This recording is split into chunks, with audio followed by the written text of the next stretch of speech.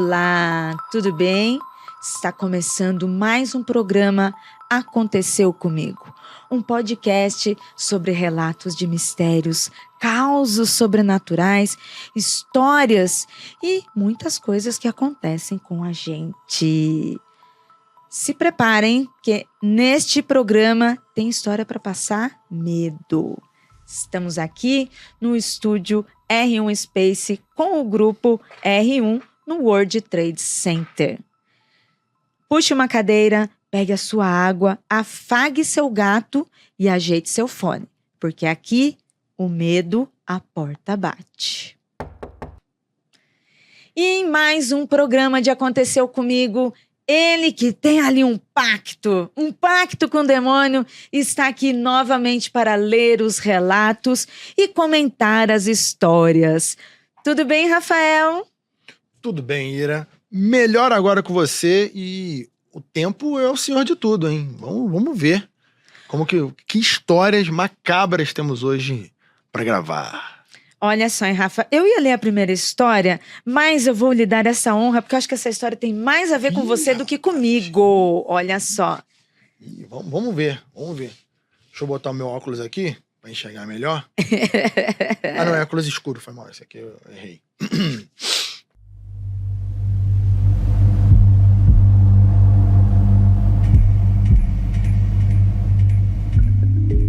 A primeira história é O Quarto do Diabo. Me lembra amigos de outra data, pessoas aí que eu conheci na minha trajetória. Sugestivo, hein? Olá, tudo bem? Tudo bem, e você? Me chamo Fernanda, tenho 35 anos e sou do interior de São Paulo. Esse caso ocorreu com meu tio, que infelizmente faleceu. Foi há muitos anos atrás, mas marcou tanto que lembro até hoje. Ele morava na casa da minha tia, em um quarto que ficava no fundo da casa, separado pelo quintal, onde tem a área de serviço. Meu tio contava que em uma noite estava acordado para ir para o trabalho. Podia até ouvir minha avó lavando a roupa no tanque, quando sentiu alguém sentando na cama dele. Então abriu os olhos e viu uma moça muito bonita. Na hora ele se assustou. Sentou na outra ponta da cama e perguntou quem era ela e o que ela queria. Ela dizia que para ele se acalmar, que sua presença era para fazer uma proposta irrecusável. Ai, que delícia! Calma, gente. Calma, o coração. Meu tio, muito desconfiado, corretamente, tentou sair do quarto, mas quando se levantou, viu que a porta não tinha maçaneta e a janela não tinha o trinco. Ele tentou chamar minha avó, mas quando tentava gritar, a voz não saía. A moça continuava ali, pedindo para ele acalmar-se. Ela perguntou o que ele tinha para falar. Afinal de contas, ela tinha um plano para ajudá-lo a ter um filho.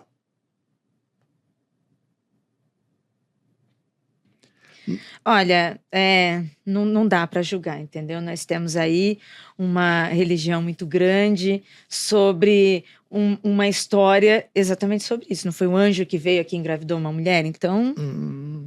Tá. Na hora, meu tio entendeu que coisa boa não era. Mas devido a uma condição de saúde, ele sabia que não poderia ter filhos. Ele era muito devoto a Nossa Senhora e tentou orar naquele momento. Foi aí que notou que as imagens de santo que ele tinha no quarto estavam sem rosto e o crucifixo de cabeça para baixo. Que medo! Tá ficando interessante, né? Se tava mais ou menos, agora tá ficando muito bom. Foi aí que teve certeza que a entidade era ruim e insistia para que ela devia ir embora. Falava que não era coisa boa e que a fé dele em Deus não permitiria fazer nada de mal a ele. Ele repetia: vai embora daqui, você não é bem-vinda aqui. Então, finalmente, ela desapareceu. E de repente o quarto voltou a ser como era e ele pôde sair pela porta. Foi correndo abraçar a minha avó e contar o que tinha acontecido. Minha avó acreditou nele na hora e juntos fizeram uma oração para acalmá-lo. Depois disso, contou a todos da família o ocorrido e nunca mais viu aquela mulher de novo. Desde então, falo que aquele é o quarto do diabo e que não tenho coragem de ficar sozinha nele. Muito menos passar a noite lá. Calma, Fernanda. Vai que o diabo aparece para te fazer uma proposta. Olha aí, para quem estiver procurando pacto. Oportunidades. É assim mesmo, né? A vida dá oportunidades. E quem, né, dá... Tem quem queira, tem quem não queira. A vida dá biscoito a cavalo sem dente, né? Meu tio tinha uma sensibilidade muito grande e teve várias experiências espirituais. Mas essa foi a mais marcante e jamais foi esquecida por nossa família. Achei sensacional essa história. Sensacional, muito legal. Diferente, é um relato diferente, assim. Apesar da nossa cultura brasileira, a gente tem essa relação com o diabo, já fizemos vários MFCs em que a gente falou sobre isso, mas normalmente relatos de experiências assim sobrenaturais, elas são ligadas, primeiro, principalmente com família, né, espírito, familiar, amigos, né, tem uma relação emocional. Aí tem alguns casos de ufologia, né, avistamentos e tal. E outros, assim, que eu acho que relacionam muito com o nosso comportamento, lenda urbana, né? Mas, assim, relato de diabo mesmo, apesar do brasileiro acreditar, falar do diabo, é muito difícil. Eu acho que, assim, são poucas vezes que a gente teve algum relato em que a pessoa realmente dizia ser algo relacionado ao diabo, de ter certeza que era o diabo. Esse relato me lembrou um filme que agora me foge o nome, acho que é Endiabrado. Com Adam Sandler? Não, com Bernard Fraser. Aquele rapaz que faz a Múmia, se eu não me engano, que vem uma mulher linda, né? Aquela Brendan Fraser, né? Brendan Fraser. Que vem ela e ela vai tentando ele, e vai tentando oferecer coisas maravilhosas, né? O do Adam Sandler é o Little Nick, né? Que ali a moça bonita é a mãe dele, que é uma anja, é um pouco diferente. Mas essa história de vir como uma pessoa muito bonita, é muito de seriado americano também, né? O próprio Lúcifer é um rapaz bonitão, né? Sempre tem essa postura, essa ideia de vender uma imagem de beleza, e essa beleza sempre tem um defeito, ou tá com o pé sujo, ou tem alguma coisa ali nas costas, sempre tem uma pegadinha. Porque se ele é oposto a Deus, que é perfeito, ele é imperfeito, então ele tem uma marca ali que mostre isso, né? E isso é uma história que realmente em relatos, eu não lembro de tantos relatos de diabo vir, ou de alguma entidade do tipo vir de forma muito bela, e tentar te convencer no carinho, no papinho doce, geralmente é mais assustador, né? Esse é um desses relatos que eu fico curioso, né? Agora, será que se dormir no quarto do diabo, ele aparece? Pô, Fernanda, dorme lá, pô. Testa. Cê é louco, misericórdia. Nunca que eu ia dormir. Fernanda, você está certíssima. Eu brinco aqui, né? Que gosto porque é conteúdo pro programa, né, gente? Claro que eu gosto de histórias assim. Não. Mas se é comigo, mesma coisa. Já vou fazer minhas orações, já vou chamar Deus ali, já vou lembrar Deus. Eu sei que às vezes eu sou esquecida, mas o Senhor não esquece, então vem me ajudar. Porque eu também não ia querer nada na minha casa, não. Não sei o que é. Eu também falo assim, como se eu tivesse apertado a mão do brother, né? Mas eu prefiro que continue assim. Ele lá, eu aqui, eu só contando as histórias dele. Só brincando, nosso imaginário, né? Só protegendo aí, só de longe. Mas eu fico curioso. Eu fico naquela, tipo, quero ter a experiência sobrenatural? Seria legal? Provável. Mas eu realmente quero? Talvez não, pode ser uma porta que eu não queira abrir. Sendo que quando acontece qualquer coisinha com a gente em casa, primeira coisa, tranca e a gente não quer saber de nada. E ela não tá falando de trancar a casa não, tá, pessoal? Presta atenção. Bem, vamos para a segunda história.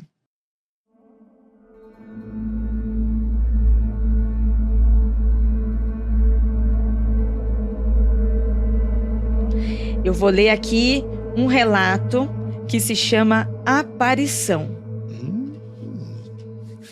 Durante os meus 15 primeiros anos de vida, eu morei na casa do meu pai, com a minha mãe, até que finalmente se separassem.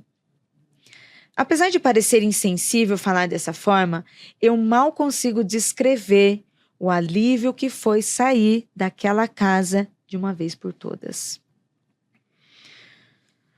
O ambiente era pesado e a casa minúscula. Além da vizinha ser a esposa do meu tio, que adorava jogar umas demandas e umas coisinhas no nosso telhado. E já fez incontáveis trabalhos para tentar me adoecer ou prejudicar. Eu nem preciso falar o quanto isso pesava o ambiente e fazia com que coisas bizarras acontecessem em determinada frequência naquela casa. O ambiente pesado e as aparições sempre foram comuns durante a minha infância e parte da adolescência. Essa em específico, por ser descrita como a minha primeira experiência em algo assustador e que honestamente eu faria de tudo para tentar esquecer.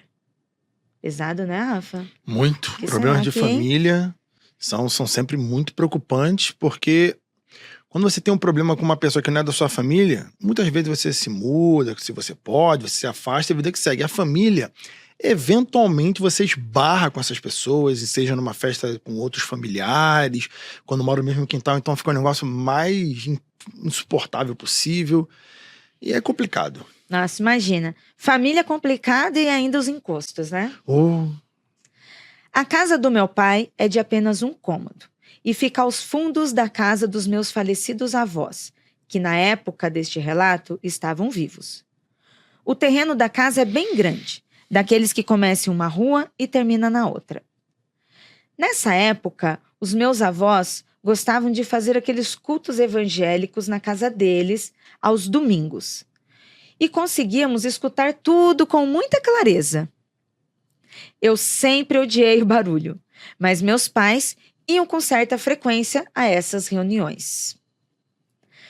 Nesse dia em questão, eles iam sediar mais um desses cultos, e era por volta das 17 horas, quando eu acordei após aquelas sonecas que damos depois do almoço. Como a casa era extremamente pequena, só tinha o quarto dos meus pais, que também era uma suíte. Eu me recordo de abrir os olhos e enxergar só a luz do banheiro acesa, enquanto minha mãe se aprontava para ir no culto. Como sempre, tive medo do escuro e de ficar sozinha. Minha mãe havia dito que iria me chamar quando desse a hora para que fôssemos para a casa da minha avó. Eu concordei, voltando a dormir logo depois. Não sei quanto tempo se passou, mas quando abri os olhos novamente, tudo estava completamente escuro. Chamei minha mãe algumas vezes, mas não tive resposta. E logo em seguida, entrei em pânico. A casa era de telha, daquelas portuguesas, e de buraquinhos formados pelas ondulações. E eu conseguia ver o céu que estava do lado de fora, mesmo deitada. E foi através daquele buraquinho que eu vi, no meio da escuridão, um rosto completamente peludo e disforme. Tá de brincadeira, meu Deus do céu. Com um par de olhos que brilhavam, me encarando, hostil e amedrontador. Eu não conseguia reconhecer direito que feições eram aquelas. Parecia um bicho. Mas sua cabeça era grande e ele sorria, enquanto dizia coisas. Você nunca vai sair daqui. Eu vou acabar com você. Lembro que comecei a chorar e corri para a porta de casa, que estava trancada. Enquanto eu tremia e tentava destrancar a porta para sair correndo, a criatura ria e continuava a repetir coisas horrendas com uma voz bem pesada. E eu respondia com pedaços de orações que minha mãe tinha me ensinado. Olha eu aí também. Quando finalmente consegui destrancar a porta e sair de casa, corri sem olhar para trás até invadir a casa da minha avó e abraçar a minha mãe. Depois disso, não me recordo de mais nada. E por vezes pensei que isso havia sido fruto da minha imaginação. Mas quando eu conversei com a minha mãe sobre este dia, ela me confirmou que eu entrei correndo na casa da minha avó e que eu mal conseguia falar. Também imaginei que talvez fosse alguma peça pregada pelo meu irmão, que gostava de me assustar. Mas nesse dia específico, ele estava viajando e não teria como ter voltado só para fazer uma pegadinha. O buraco do telhado, onde a criatura apareceu, dava para a casa dos vizinhos, que era um casal de idosos na casa dos 80 anos, que estava internado naquele dia. Não tinha nenhuma escada ou algo que possibilitasse alguém enfiar a cabeça daquele jeito no telhado. Pois no dia, meu pai olhou, após ter me visto daquele jeito, assustado e chorando. Eu não sei direito o que poderia ser aquela entidade, aquele ser, seja lá o que for, com aquele rosto meio animalesco, com aqueles olhos penetrantes, me encarando. Mas eu, assim, lembro daquela sensação e até hoje eu fico imaginando ele vindo atrás de mim e cumprindo a sua promessa que acabaria com a minha vida. Rafael! Ó, ela não deu um nome, mas parece demônio. Parece. Ó, e temos hoje um programa de demônio, então, hein? Não, e eu acho interessante desse relato que temos interpretações. Acabar com sua vida pode ter algumas interpretações. Pode ser trazer o mal, prejudicar, te deixar adoentado, te deixar sem emprego, acabar com sua vida. Ou literalmente lhe matar. Acabar com sua vida, cessá-la. Né? Uhum. Eu tinha entendido no primeiro momento que acabar com a vida era deixá-la ali, naquele ambiente que era tão hostil, tão difícil, acabando com a vida dela. Mas ela consegue se mudar, que ela disse, né? E aí ela ainda tem essa sensação que a criatura vai vir acabar com a vida dela. Então, de repente, ela tá com uma sensação de assassinato, né? Ela tá com uma sensação que a criatura vem para findar a sua existência. Isso aí deve ser um medo constante, terrível. Você falou uma coisa assim, eu comecei a pensar sobre isso, realmente, né? Quando a gente recebe relatos, histórias, assim, de espíritos malignos, espíritos obsessores, encosto, ou monstros, né? Quando a gente vai para algo mais de fábula, mas que ainda assim permeia ali entre um relato, né? Entre a experiência que a pessoa vive, normalmente ele está apenas torturando a pessoa mentalmente, né? O acabar com a vida, como você disse, é ficar ali, né? Pesando, enchendo o saco mesmo, né? De repente, como ela deu aquele relato de uma tia que fazia coisas, trabalhos para atrasar a vida dela, talvez seja justamente isso, né? Que essa entidade está ali para atormentá-la, né? E não poderia fazer nada além disso, além de... que já é muito, né? Tortura psicológica é um negócio gravíssimo, muito. Então talvez pudesse ser nesse sentido. Para tu ver como funciona.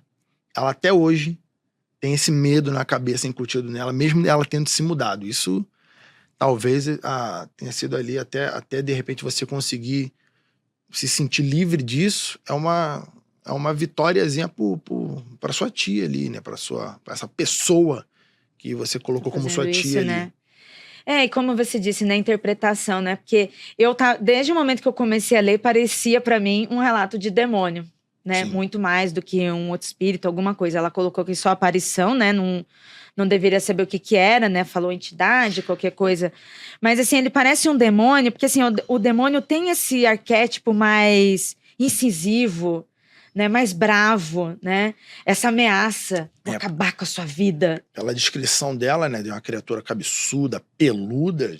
No folclore, em geral, o demônio não é necessariamente peludo. Ele até pode ter partes de animal, mas peluda, assim, raramente. Raramente ele é descrito assim. Ele vai ser descrito com patas específicas, chifre, uma perna de um formato, de repente uma cor específica, mas peludo, totalmente peludo, como eu entendi. O rosto, assim, o né? rosto peludo. Ela viu algo animalesco. Parecia ali Poderia ser, hein? sei lá, um grade peruca, não sei. Nossa. Realmente, eu não sei. Né? É uma criatura cabeçuda, com um sorriso grande, com a cabeça peluda. E ameaçador, né? Usando palavras de ameaça contra ela, né? É assustador, hein? E você aí que está acompanhando esse podcast, o que você acha que poderia ser? Um demônio? Uma entidade? Um monstro? O que poderia ser algo animalesco, peludo, atormentando e ameaçando a vida da nossa ouvinte? Deixa aqui no seu comentário. Deixa aqui nos comentários, eu quero saber, porque eu realmente, não faço ideia do que poderia ser isso. E agora eu também estou curiosa. E obrigada pela sua audiência, obrigada por ficar até aqui com a gente. Rafa, obrigada por participar de mais um programa. Sigam o Rafa, sigam o seu conteúdo, as suas redes sociais e também as suas lives. Muito conteúdo de demônio também. Continue acompanhando esse programa, aperte o sininho e terça-feira que vem estaremos aqui de volta no estúdio do R1 Space para mais um Aconteceu Comigo. Afinal, é para seguir, hein, pessoal? Segue aí, pô, dá essa moral. Senão, o monstro peludo pode ir atrás de você. O monstro peludo na cabeça grande vai te pegar, hein? Cuidado.